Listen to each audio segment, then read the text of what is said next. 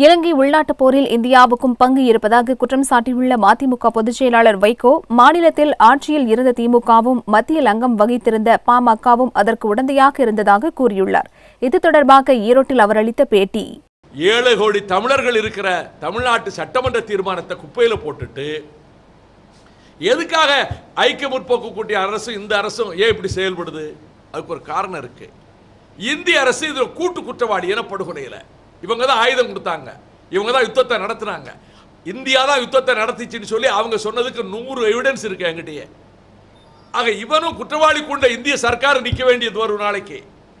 இதுக்காக தான் காங்கிரஸ் தலைமையிலான ஐக்கிய முற்போக்கு கூட்டணி அரசு ஆயுதங்கள் கொடுத்து தளவாடங்கள் கொடுத்து புலிகளுக்கு வந்த கப்பல்களை மூழ்கடிச்சு சேட்டலைட் கேமராக்கள் மூலம் அவங்க டார்கெட்டை காமிச்சு கொடுத்து இவங்களே யுத்தத்தை நடத்துறாங்க. இந்த யுத்தத்தை நடத்துற காலத்தில் ராமதாஸ் வாய் திறந்தது கிடையாது. மத்திய சர்க்காரை கண்டிச்சு ஒரு அறிக்கை, இன்னைக்கு தினம் 3 அறிக்கை விடுறாரு. அவர் மகன் அன்புமணி ஜெனிவா வரைக்கும் பிளேன்ல பறந்து பார்க்கிறாரு. இவர் மந்திரியா இருந்தார் அன்புமணி ராமதாஸ். எந்த கேபினெட்டையாவது தமிழர்களை அழிக்கக்கூடாது, ஆயுதம் கொடுக்கக்கூடாது சொல்றதுண்டா?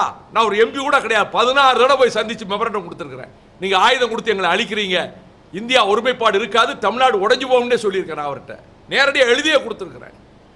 திமுக வந்து முழுக்க முழுக்க உடந்த நான் பார்த்துக்கிறேன். தமிழ்நாட்டு அறிக்கைகள் விட்டு மனித சங்கிலி நடத்தி நீலி கண்ணீர் வடிச்சு நான் பார்த்துக்கிறேன். நீங்க நடத்தி கொண்டுருங்க, புலிகளை அழிச்சிருங்க.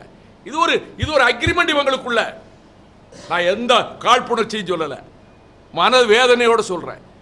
அன்றைக்கு எல்லா திமுக ஆட்சியில் இருக்கும்போது இதை தடுக்கணும்னு நினைச்சிருந்தா எல்லாம் ஒன்னா சேர்ந்திருப்போம், இந்தியா துணிஞ்சு செஞ்சிருக்காது.